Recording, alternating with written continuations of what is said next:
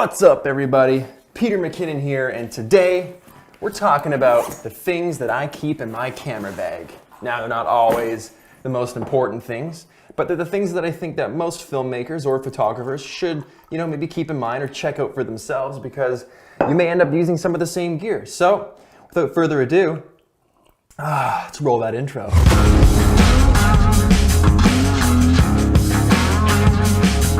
Welcome back again. Great to have you here. Nice to see you. I figured I would take a little bit of time today to go over some of the stuff that I carry in my camera bag. A few of you have been asking, been updated since I've added a few things, I've taken a few things away. I think sometimes it's important to watch these types of videos because certain gear does absolutely enable you to get certain types of shots and think different ways. So it's really interesting to me to see how different filmmakers and filmmakers that I look up to, photographers that I look up to, it's really cool to be able to see what they carry with them as tools to create the art that I'm a fan of. And I want to take a quick minute to thank our sponsor for this episode, Squarespace. If you're looking for a website, a blog, a store, somewhere to put your portfolio, these are the guys to go to. It's an all-in-one platform where everything is taken care of for you. You don't have to worry about stuff like patching, upgrading, installing, none of that. Gone are the days. Tons of beautiful, award-winning designer templates to choose from. They've got award-winning 24/7 customer service, so you're never left hanging. They make domains easy. They make the whole thing easy. If you want to make the jump, head over to squarespace.com/McKinnon, enter code McKinnon at checkout, and save 10% off your first purchase.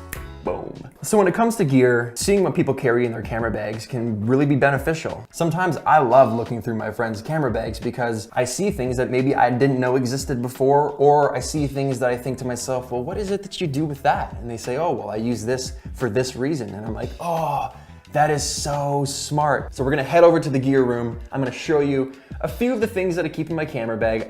Honestly, I don't keep a whole lot in there. The heavier the bag is, the more jam-packed it is with just heavy and cumbersome. You're digging through stuff outside to try and find things are dropping on the floor, lens caps over. It just frustrates me. I'm frustrated right now just thinking about it. I think keeping a light, efficient kit that's tidy, clean, and has everything you need to get the job done is very important. So these are the items that I use, that I carry with me to get the job done. So this here is the Ronin M by DJI. This is what I use to stabilize my shots. Now I just got this. This is pretty new.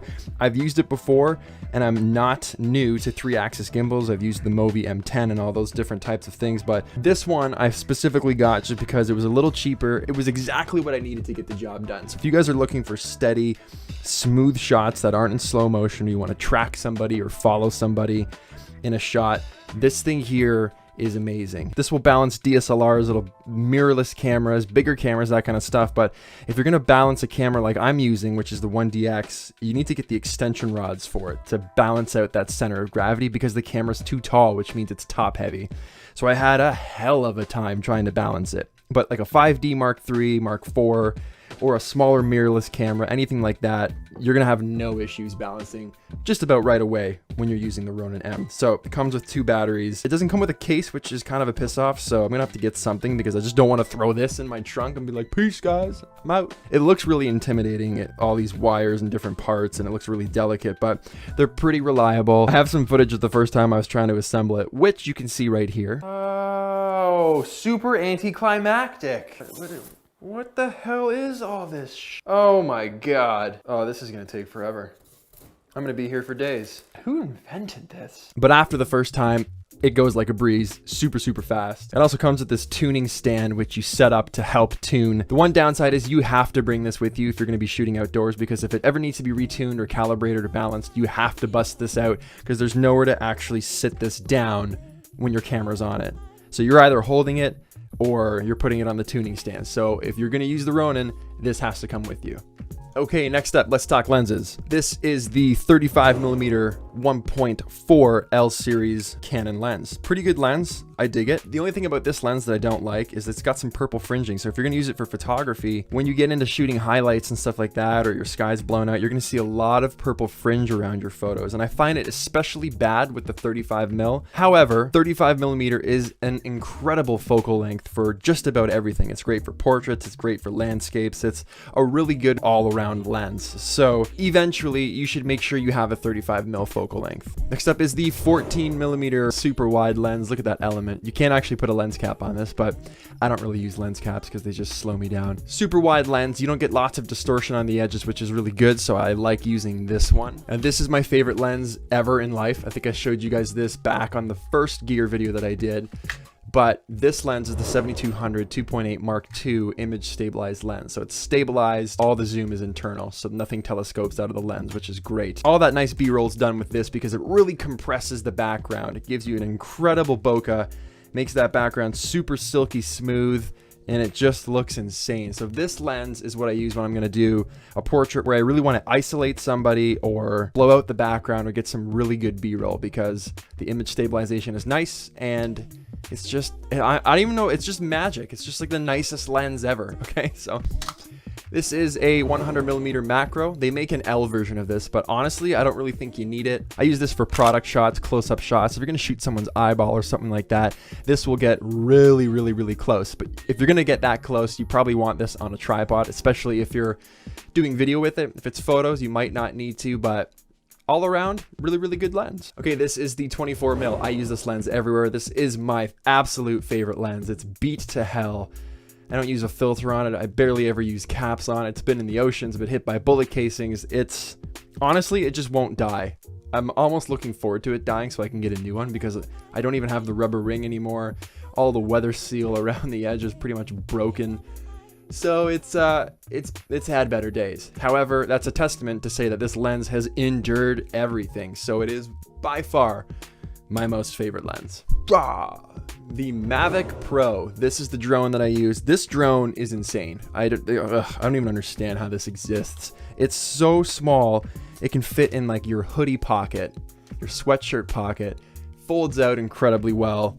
The design of this is insane. I don't actually fly it with this little case on. I take that off because I just use it to protect the camera when it's in my camera bag, but that's the beauty of it. I don't need an extra backpack for this. I don't need a dedicated case for this. This just goes in my camera bag with everything else, which means I'm gonna use it more. When I had the Phantom 3 Pro, I had a huge bag for it, all kinds of accessories. Just one more thing I had to bring with me, which I didn't want to. So I've been using this a lot, having a lot of fun with this. I mean, these are so cool. I think you can even fly these indoors. You know, I've never even tried flying this indoors. I wonder if I could fly this in my office.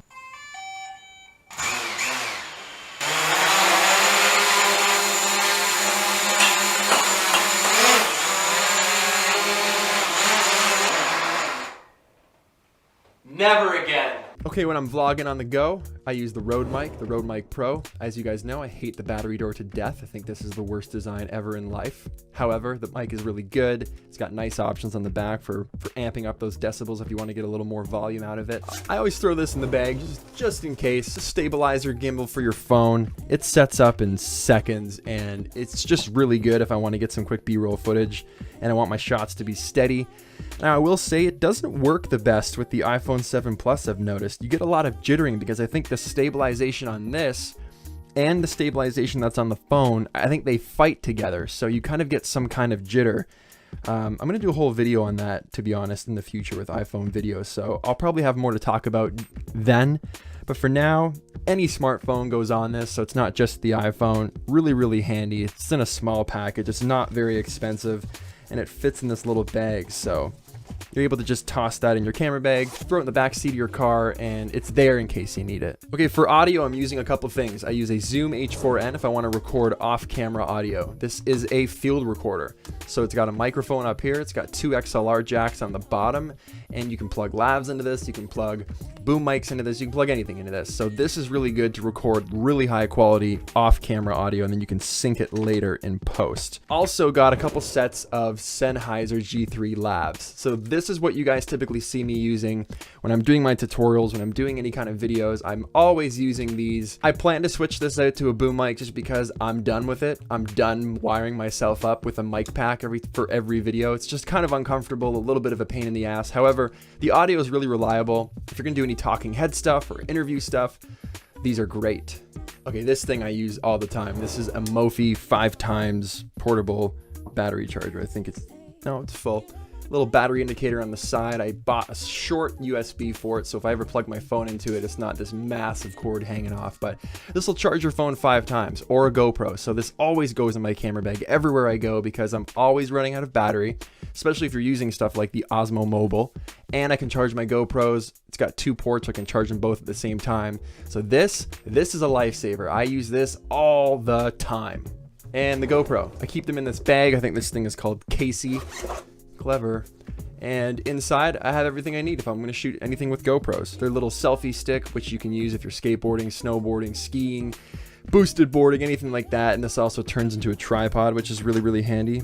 Got a Hero 3 Plus black in here, so this is the old guy. And then I've got a 5 black inside here too, which you guys know I got recently. So just a nice little case. It comes with some zippered mounts in here, so this thing zips shut, and there's an extra zipper inside to keep all those little screws and memory cards and stuff, so nothing's ever going to get lost. It just closes up.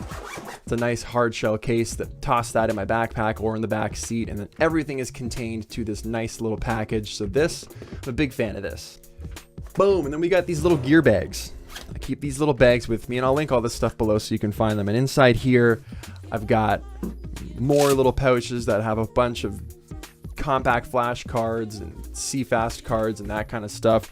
It's all about organization. I've got extra batteries for the 1D in there, extra batteries for the Mavic, and then I've got an intervalometer in there that you guys saw in that time-lapse video.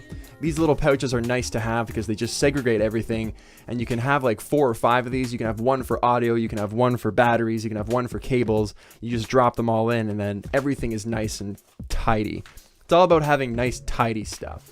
Okay, so it's important to remember that these aren't things that you need to have. They're things that make the job easier. They're things that I use to get the job done. Some of those things do make my job easier. Some of them make my life more difficult. Like that DJI Ronin is a pain in the ass. That thing sucks to tune and balance. It's heavy.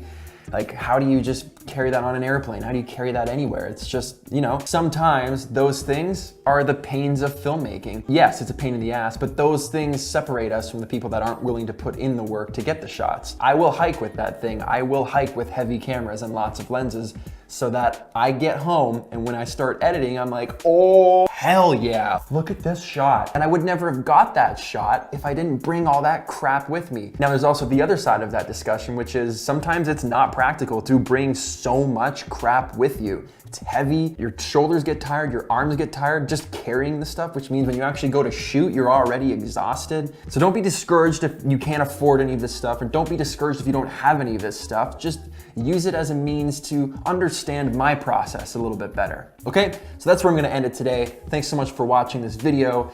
Like I mentioned, all the links are below if you wanna check out any of that gear. Hit that like button, subscribe if you aren't already, and we've got so much to film this week. We're just dipping our toes in right now. Like, we're scratching the surface. What do they say? We're barely scratching this.